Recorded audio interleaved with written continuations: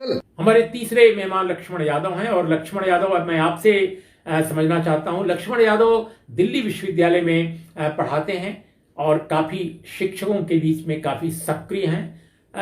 लक्ष्मण, जो higher education के क्षेत्र में मैं समझना चाहता हूं कि जो ये आरक्षण की स्थिति है, या यूं कहा जाए कि अफर्मेटिव एक्शन का जो कदम है, उससे कितना फर्क पड़ा है, खासकर नियुक्तियों में, एडमिशन्स में और शिक्षकों की संख्या में। उच्च शिक्षण संस्थानों में आरक्षण लागू होने के प्रावधानों के किस्से बेहद दिलचस्प हैं। 1950 में मिले SC/ST रिजर्वेशन को उच्च शिक्षण संस्थानों में लागू किया गया 1990 के दशक में। और आपने बिल्कुल ठीक कहा कि 92 में आरक्षण लागू हुआ ओबीसी का, लेकिन उसे उच्च शिक्षण संस्थानों में 2006 में लागू किया गया, जो 3 चरणों में लागू करते हुए 2009 के तकरीबन पूरी तरह से 27% लागू हो पाया। उसके बाद से लेकर के आज तक की उच्च शिक्षा की स्थिति पर अगर हम विचार करें तो जब तक आरक्षण लागू नहीं हुआ था तब तक तो SC/ST OBC कैटेगरी के प्रोफेसर, एसोसिएट प्रोफेसर और असिस्टेंट प्रोफेसर पे नुमाइंदगी नाम मात्र की हुआ करती थी। आरक्षण के प्रावधान लागू हुए और ओबीसी के प्रावधानों का 1 दशक बीता, तो अब मैंने एक RTI लगाई और यूजीसी से जो आंकड़े निकाले हैं वो बेहद चौंकाने वाले आंकड़े हैं कि किस तरह से आरक्षण लागू करने के बाद इन पदों पर स्थायी नियुक्तियां ही बंद कर दी गई। गिनती के कुछ नियुक्तियों के औपचारिकताएं पूरी की जा रही हैं। 40 केंद्रीय विश्वविद्यालयों के जो आंकड़े यूजीसी ने 1 जनवरी 2020 तक के हमें मुहैया कराए हैं, उनके मुताबिक असिस्टेंट प्रोफेसर के तकरीबन 50% आरक्षित पद खाली हैं। एसोसिएट प्रोफेसर पर यह आंकड़ा लगभग 90 से 95% तक जाता है और प्रोफेसर के पद पर यह आंकड़ा बेहद त्रासद है। शेड्यूल कास्ट के तकरीबन 82% पद, शेड्यूल ट्राइब्स यानी ST के तकरीबन 94% पद और ओबीसी कैटेगरी के तकरीबन 96% पदों पर कोई नियुक्ति ही नहीं हुई है। इतने पद खाली रखे गए हैं। इस और 2018 के RTI जब मैंने जुटाई थी तो इन पदों का आंकड़ा हर एक कैटेगरी के लिहाज से 97 से 98% था और ओबीसी में 0 प्रोफेसर थे। तो आरक्षण लागू होने के पहले के हालात उच्च शिक्षा के ऐसे थे कि लगभग 99.99% पदों पर इस देश के कथित तौर पर उच्च वर्ण की जातियों का कब्जा था। आरक्षण लागू होने के बाद कागज पर स्थितियां बदलती हुई दिखती तो हैं, लेकिन हकीकत में 40 केंद्रीय विश्वविद्यालयों में तकरीबन 90% आरक्षित पद खाली हैं। अगर 40 केंद्रीय विश्वविद्यालयों की यह स्थिति है तो हम कल्पना कर सकते हैं कि राज्य विश्वविद्यालयों और डिग्री कॉलेजों में आरक्षित पदों का आंकड़ा किस कदर अन्यायपूर्ण होगा और यह संविधान विरोधी है, जिससे उच्च शिक्षण संस्थान आज भी खास तरह के उच्च वर्ण, उच्च वर्ग के कब्जे के संस्थान ही हमारे सामने दिखते हैं। और लक्ष्मण, मेरा दूसरा सवाल आपसे है कि ये 10% जो आर्थिक रूप से कमजोर वर्ग, जो सवर्णों के बीच में हैं, उनको जो एक सुनिश्चित की गई हैं सीटें या आरक्षण जो उनको दिया गया है, जिसको कोर्ट ने कोई स्टे नहीं दिया है और बहुत जल्दी वो लागू भी कर दिया गया। मंडल को लागू होने में वक्त लगा था और शिक्षा में तो लगने में काफी वक्त लग गया था। तो ये जो फर्क एक आया है, इसका क्या असर आपके कैंपसेस में दिख रहा है? यह सवाल बेहद अहम है कि विश्वविद्यालयों में EWS आरक्षण को लेकर के क्या स्थितियां हैं। दिलचस्प यह है कि EWS आरक्षण, जो कि आरक्षण की बुनियादी सैद्धांतिकी के ही खिलाफ है कि आर्थिक आधार पर आप किसी तबके को आरक्षण नहीं दे सकते, और इसको लेकर के चुनौतियां पूरे देश में हैं।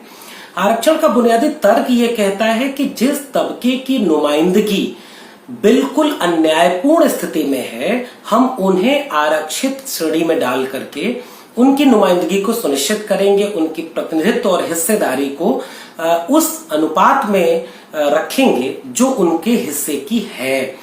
इस तर्क से देखें तो विश्वविद्यालयों की स्थिति बेहद दिलचस्प है। यहाँ EWS कैटेगरी में आने वाले गरीब सवर्ण पहले से ही ओवर रिप्रेजेंटेड हैं, यानी उनको जितना होना चाहिए उससे कई गुना ज्यादा है। उनके लिए ईडब्ल्यूएस आरक्षण लागू किया गया, इसे तुरंत अप्लाई भी कर दिया गया, इसके लिए सीटें आवंटित कर दी गई हैं। और मुझे आश्चर्य होता है इस बात को विश्लेषण करते हुए देखने में कि जब SC/ST रिजर्वेशन लागू हुआ हायर एजुकेशन में 1997 में, तो उस पे लगातार मुकदमे किए हैं इन संस्थानों के प्रोफेसरों ने, वकीलों ने, कि यह आरक्षण उच्च शिक्षण संस्थानों में लागू न होने पाए। यह मां सरस्वती का पावन प्रांगण दूषित हो जाया करेगा अगर इस तरह के लोग आएंगे। न्यायपालिका में वो जीत हुई, उसके बाद आरक्षण लागू होता है।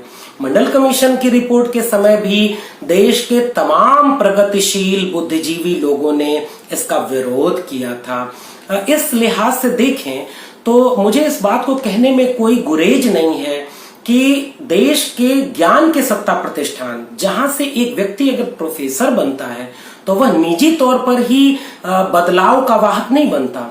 एक वंचित शोषित समाज से निकला हुआ व्यक्ति अगर प्रोफेसर बनता है और वह सजग प्रोफेसर है तो अपने पूरे समाज और वैचारिकी के लिए आमूलचूल बदलाव ला सकता है।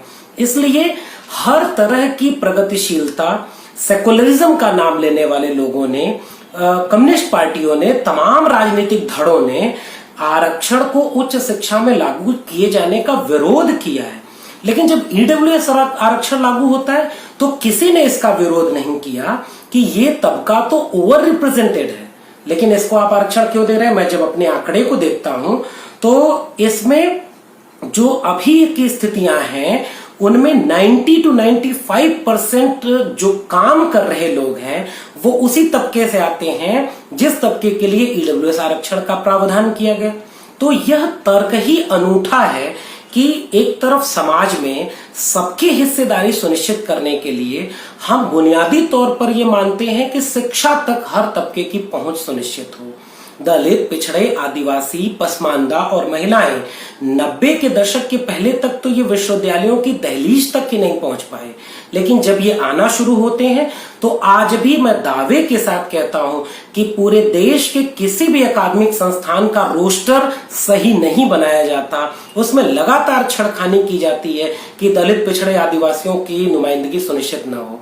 लेकिन जब ईडब्ल्यूएस आरक्षण आता है तो उसको बहुत व्यवस्थित किया जाता है, तत्काल लागू कर दिया जाता है और उसके विरोध में किसी का कोई लेख नहीं आता, कोई विरोध में प्रदर्शन नहीं होते।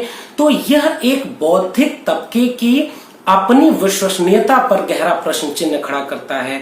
और अंततः मैं ये कहना चाहूंगा कि विश्वविद्यालय एक देश की बुनियाद होते हैं। अगर हम अपने देश के विश्वविद्यालयों को समावेशी नहीं बना पाते हैं, देश के 85 से 90% वंचित शोषित तबके की नुमाइंदगी को सुनिश्चित नहीं कर पाते हैं, तो ये इस देश के लिए, इस लोकतंत्र के लिए और संविधान के लिए बेहद आपत्तिजनक बात है। इस लिहाज से मैं ईडब्ल्यूएस आरक्षण को एक लिटमस टेस्ट की तरह देखता हूं, जिसमें तमाम प्रगतिशील लोगों के लिबास उतर गए और सामाजिक तौर पे वंचित शोषित जमात जो अपने हक हुकूक के लिए सजग नहीं होती है, उसके लिए भी नजीर है कि अगर शिक्षा के लिए प्रोफेसर बनने की इन स्थितियों पर चिंतित नहीं है तो फिर आपका भविष्य बेहद अंधकारमय होगा। तो दोस्तों, इन्हीं शब्दों के साथ, इस संक्षिप्त चर्चा के साथ मैं आज की इस विमर्श का, इस बहस का समापन करता हूं। और अंत में सिर्फ ये मैं कहना चाहता हूं कि भारत के समाज में आखिर वो क्या चीज़ है कि एफर्मेटिव एक्शन के लिए वो हरगिज तैयार नहीं होता है समाज का, खासकर सबसे बोलता हुआ वर्ग, समाज का जो सबसे समझदार वर्ग अपने को कहता है, जो मानता है कि शिक्षा, संस्कृति, बौद्धिकता, संगीत, कला, फिल्म, हर तरह की सृजनात्मकता का सबसे अधिक जिसकी भूमिका है, जो अपने को निर्माता कहता है संस्कृति की, संस्कृति के तमाम जो ऐसे दिग्गज हैं, निर्माता हैं, उनको क्यों ऐसा लगता है कि समाज का एक बड़ा हिस्सा अगर एफर्मेटिव एक्शन के जरिए आगे लाया जाएगा तो आखिर उनको क्या परेशानी है। वो बार बार ये कहते हैं कि आंकड़े गलत थे मंडल आयोग के पास, तो अगर आंकड़े गलत थे तो वो जाति जनगणना पर क्यों न आंख अपनी बंद करता है, अपना मुंह बिचकाता है, वो उसको लगता है कि जाति जनगणना नहीं होनी चाहिए। क्यों नहीं होनी चाहिए जाति जनगणना? अगर आपने मंडल कमीशन की रिपोर्ट पर यह सवाल उठाया कि ओबीसी 52% नहीं थे, 27% भी शायद नहीं थे उनके मुताबिक, तो भैया ओबीसी के बारे में, पिछड़े वर्गों के बारे में जाति जनगणना करने से सारा का सारा मीडिया क्यों खिलाफ खड़ा हो जाता है? सारे के सारे बड़े राजनेता, खासकर जो अपर कास्ट से आए हुए हैं, चाहे वो इस पार्टी के हों उस पार्टी के, सारे क्यों खड़े हो जाते? तो इन्हीं शब्दों के साथ आज की चर्चा का मैं समापन करता हूं कि कहीं ना कहीं हमारे देश में सामाजिक न्याय के प्रति वचनबद्धता, ईमानदार आग्रह की कमी है अपने देश में, जिसकी वजह से असमानता का ये जो भारत में जो दलदल है वो लगातार बढ़ता जा रहा है और इससे एक खास ढंग के कारपोरेट हिंदुत्व गठबंधन को या एक तरह की मिली भगत को काफी ताकत मिल रही है। नमस्कार, आदाब, सत श्री अकाल।